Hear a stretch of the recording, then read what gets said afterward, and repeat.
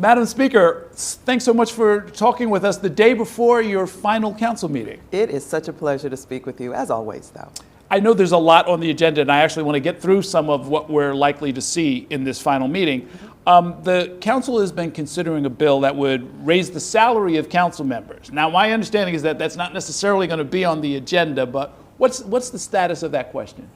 Well, I believe it comes from the fact that neither Mayor de Blasio or Mayor Adams actually put this up for discussion via commission or anything else. So this has been 10 years that City Council and other elected officials have been waiting for at least a conversation around pay raises.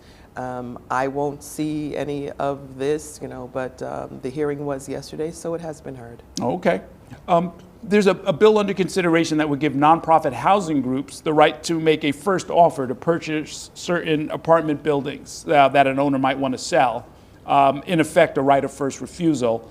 What is the goal of giving that kind of advantage to nonprofits? It's opening it up. It's creating more equity all around. This council has been so focused on affordability before it even became a buzzword, Errol. So everything around housing and all of our work around housing really has to do with opening it up to as many folks as possible, folks that are able to buy, folks that are able to sell. Everybody that needs something in the way of housing should be able to have a part of it. We are really in such a pinch to make sure that we make affordability a reality in New York. Has that passed scrutiny by the council's lawyers as far as whether it will survive a court challenge? Everything that we do goes through negotiation and deliberation with several entities before we ever bring a vote to the floor or anything like that. All of those discussions are typically a part of the negotiation process. Okay. On the housing question, there's a bill, Intro 407A, that would require co-op boards to inform unsuccessful prospective buyers of the reasons that they've been turned down. This has been kicking around the council for at least a decade. Yeah. Is it going to get a vote? As with so many pieces of legislation, we are still talking, even at this nth hour in negotiation, still talking about areas of concern around several pieces of legislation. This one, again, is a part of that discussion and continued negotiation. So, as we like to say in the council, still going through the legislative process, and we're going to see what happens whenever we pass bills or put bills up for a vote. We want to make sure that we're successful in passage, but we also want to make sure that there are not unintended consequences that follow the decision when it comes towards legislation. There's a bill in particular to give the Civilian Complaint Review Board access to NYPD body-worn camera footage. That's, sort of a legacy item that would sort of make a fundamental change that would survive this council and your tenure. Is that likely to pass, do you think? I hope it does, and we are still trying to bring our law enforcement partners up to transparency. Everybody wants more transparency, it seems, except for our law enforcement partners, but we are hoping that that does pass. And to be perfectly candid, this will put us on par with the state. So it's not something that's not already happening at the state level. This will just bring the city on par with what's already happening at the state. There's a bill to expand the number of street vending licenses, which is something that I think every New Yorker will notice if it actually goes through.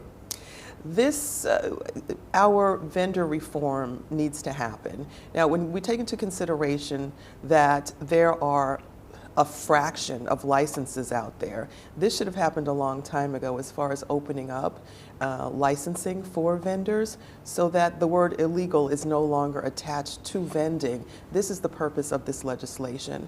And there's also going to be strict enforcement for those that are not in compliance. So that will happen as well. So we've taken all of these things into consideration. Okay. There's something that just happened this week. One of the members of the council, Vicky Palladino of Queens, published a message calling for the expulsion of Muslims from the Western nations and talk about denaturalizing the people and then removing them from the country. I know some members of your staff are Muslim, actually. Yes. He ran into FISA a little bit earlier. I wonder what they think about all of this. I mean, because this is a workplace. workplace, right? That kind of talk doesn't normally go on in most That's people's right. jobs. That's right. It does not, and it does not go on in this workplace. The council member, of course, says what she says, and I put out my statement very, very quickly condemning her tweet, which drew the ire of so many, rightfully so. Mm-hmm. This is going to go before Standards and Ethics Committee tomorrow. It's been calendared. So the issue will go before Standards and Ethics, as is policy. I know many folks think that the speaker can just take a broad brush and expel and remove and censure. Mm-hmm. That is not within the power of the speaker. It is within that committee, mm-hmm. of which it's an independent committee, independent from the speaker. It's interesting because it is tricky. This Yes. is an elected official, and so you don't get to simply, you're not her boss, right? Exactly. Does the council as a whole, in the whole scheme of things, in the city charter, in its relationship with the mayor on the other side of City mm-hmm. Hall, are you in the right place as far as your ability to sort of move the levers of government the way you would like to? It's been interesting. The past couple of years, particularly with ballot proposals that the council has, come against certain ballot proposals and the commissions that the mayor has impaneled, and we took it or noticed it as being an erosion of council power. So it's something that we need to keep our eyes on. It's something that my colleagues will have to look toward in the future. The new speaker will have to take a look at this also. We've had erosion when it comes to housing, something that this council has put forth more than any council, as far as bringing housing into more housing in a generation. And lo and behold, we're looked at as the bad guys when it comes to housing. Still blows my mind right now. More housing has come through my leadership, quite frankly, than in generations for the city of New York in passing what is called the City of Yes, which we call City for All because we took it and we turned it into City for All. We put in that proposal many, many things that will protect New Yorkers. Okay. So to the extent that you got to know the mayor-elect Zohran Mamdani on the campaign trail, mm-hmm. if nowhere else, at the debates and so forth and so on, is he ready for this? What would you want to suggest that he keep in mind as he takes up the job? I think that he is proceeding very well right now in making sure that he has people around him who are experienced and knowledgeable, people that understand governing and strong governance, people that take into account what the people really need. He comes from a great place in his heart, and I admire that so much. I think most of us that have gotten to know him admire that and recognize that he is very sincere when it comes to wanting to protect New Yorkers, the interest of New Yorkers, affordability for New Yorkers, universal child care, just making life better, quality of life better for New Yorkers. Now, how do you do that, though? You make sure that you have the people around you that number one, believe in your vision, and number two, have done it or wanted to do it, helped to do it in the past. Mm-hmm. And I believe that he is getting that done in that reinforcement around him, making sure that the right people are in place to make sure that he's successful, because that's what we all want. Okay. This is the first majority woman council in New York history. Yeah. How did that affect how you did business? I mean, how did the council perform that we can, when we write the final history, say, yes, this is what a woman-led body can do? Yes. Oh my gosh, I can start so many places in answering that question. Women are the backbone of our communities, dare I say of the nation. We give birth to nations. So it has been our responsibility and a part of our DNA to make sure that the foundation is laid wherever we go, be it in our homes, our jobs, our schools, our communities. We tend to do these things innately. So when we take a look at governing, we brought in every facet of the needs of the people. This is also the most diverse council in the history of the city of New York also. So my colleagues have taken into consideration those things that they live, those things that they see. What I see when I open my front door are the needs of my neighbors. And I've said time and time again, if I can't understand the needs of my neighbors when I open my front door, I have no business leading them, being their representative in the district or the representative for the city of New York. That, I believe, also has been the mantra and feel of my colleagues, those who need childcare right now. We've produced more babies in this council than any council. We have had to upgrade lactation rooms, take into account child care needs and other needs, family needs. We have had dads bring their children to work and sit in hearings with them. How beautiful is that? We are truly the picture of what working class New York looks like, what the working people of New York looks like. We have been able to unify this body when people didn't think that it would be done, because we come from every place, far left, far right, in the middle, everywhere, from every place. Yet we have been able to unify this body.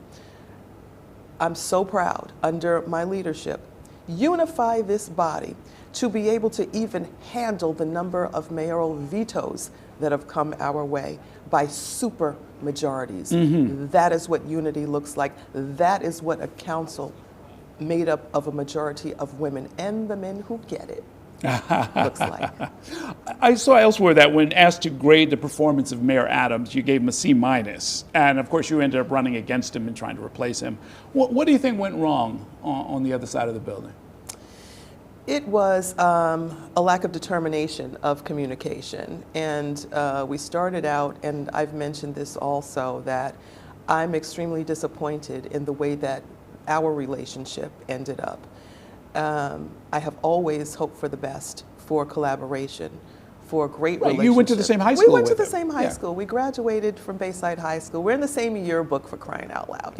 And we started out actually having breakfast at a diner in Bayside when both of us were first sworn in as leaders. And at that time we committed to talking, to keeping both sides of City Hall abreast of what was going on. And then we walked out and got in our vehicles and ended up in front of Bayside, and we took a picture in front of the high school that we graduated from together. And for me, that moment in time is still so impressive. It's left an impression upon me. And my hope then, and going into this role in co-leadership with the mayor, was that we would be able to keep the friendship, keep the collaboration, and grow the collaboration. Unfortunately, it didn't happen that way, and it's not for a lack of trying on my part, but the door seemed to be closed and it was not reciprocated. Wow. What advice would you give to Julie Menin, who has declared that she has enough votes to become the next speaker? Have you spoken with her about what all is going to be involved in this? We will be sitting down and we will be talking, and I will give her the good, the bad, and everything in between. So my advice to the presumptive speaker would be to make sure that you are taking into account the needs of all of your colleagues and the districts that they reside in. I am an outer borough speaker, an outer borough speaker, if you will. My commute has been the longest of any speaker in the history of the city of New York. I live in South Jamaica, proudly live in South Jamaica. This is my commute on a daily basis to get here to this beautiful building that I still get a chill from walking up those steps every single day. My advice for her would be to get to know the districts that belong to your colleagues, get to know the outer boroughs that you will be responsible for, and those people that will be looking towards you for answers to make their quality of life better, to be able to give you input on what they need. Your door has to be open, your ears have to be open. More importantly, your heart has to be open to the people of the city of New York, all of them. Well, just like most of your predecessors, you ran for higher office, it didn't work out. Is there something about the job that makes it hard to sort of emerge in a different role? I wish I knew the answer to that. Somebody wrote it best. Last week I read it. Adrienne Adams wasn't supposed to ... And at the end of that was Adrienne Adams wasn't supposed to run for mayor. It was never my intention to run for mayor. You and I have spoken about this in the past also. I did not intend to run for mayor. I had high hopes for Eric Adams, extremely high hopes for Eric Adams. And my hope was that he would have a second term. And then things started to fall apart around his leadership. And while I sat back in my role and watched, things seemed to get worse and worse and worse, and we had our first indicted mayor in New York City. Then things progressed even more, and we saw 4 deputy mayors walk out the door at the same time. This, for me, was a turning point. Something snapped in my brain. These folks were the backbone, the infrastructure of the mayoral administration. If they had no more confidence in his leadership, what are the rest of us supposed to think? What are we supposed to do? I couldn't sit back and do nothing. I did not plan to get in the race to run, but at that point in time, I had to go ahead and I had to listen to my constituents that said, please get out there and get in the race. I had to listen to some of my colleagues that said, please get in that race. I had to listen to my family members that said, enough is enough. Please get in that race. And then, like I do with everything else, I prayed about it. And the answer was, get in the race. The victory is going to be for the people of the city of New York to see your example in running. Win, lose, or draw. You have to be a part of that race for mayor. And it was a fantastic run. It was an exhilarating run. I have no regrets. My kickoff was crazy incredible. The money that I raised in just a few days, Errol, more money than candidates that had been running for 2 years. And I instantly became among the top. And I just got there. And I was running against folks that have been running for 2 years. Right. Oh my gosh, I'm so proud of that moment. So I don't really think there is a formula to, any speakers before me, myself, getting into the race to run for mayor. I had no intention to do that. There was no laid out plan, there was no anything. The only regret, if any, would be what I hear all the time: what took you so long, Adrienne? Why'd you wait so long to get in that race? You should have gotten in a lot sooner. But again, I never intended to run. Timing is everything. Well, finally, let me ask you, what's next after January? The after January part is easy. I am going to do nothing for for a few months. Get back to myself, who I am. Reconnect on the inner levels with my family, my children, my grandchildren. My husband's always been there. He's my rock, so he's always been there. But get reattached to my babies, whether they like it or not. Get reattached to them. I have since become a great grandmother over the past. So I'll break some news here. Over the past few months. Fantastic. So I even have that. That little boy. A part of my grand scheme and landscape of family life, beautiful blended family life. Yes. So I'm going to do that. And then when I emerge again, I will be on to the next great thing that God has for me to do, and I welcome it with open arms. Okay. Well, I don't know what God might be saying, but the pundits are saying you'd be a splendid candidate for lieutenant governor going into next year. Is that a possibility? Thank you. I never say never. I've had no conversation, contrary to some of our friends in the media world and the political world. I have had no conversations and have not been approached to do that. But I never say never. My eyes and ears are always open. This is, by the way, we had some time as we were setting up to look at these exhibits that you have all throughout the council. Yes. And I'm looking at all of these different black women who are looking back at us. Yes. And some of them are the heroes, the right. angels from Staten Island who helped at a crucial moment during the discovery of a vaccine for tuberculosis, an amazing story unto itself. And then all these other people. That's right. It's going to be a little different after you guys are gone. It probably will be a little bit different after we're gone. These pieces were picked out intentionally by me, being the first black woman speaker. I have ancestors in the sistership surrounding me, making sure that I'm okay in this room. And oh, thank you, that just gave me a chill. Making sure that I'm okay in this room, and really any place that I walk on this side of City Hall, you will see representation of Black women leaders, Black women who have come through some things in our country, have come out triumphantly, have led, have bled, and have died in the interest of making our country and our lives a better place. And they always have my back, particularly in this room where so often the questions come and they come fast and furiously. I never know what the questions are going to be, but if I look to my left and my right and in front of me, I know that I'm protected. Okay, one more meeting. Best of luck with that. And thanks so so much much for all the time you spent with us. What a pleasure. Thank you, Errol.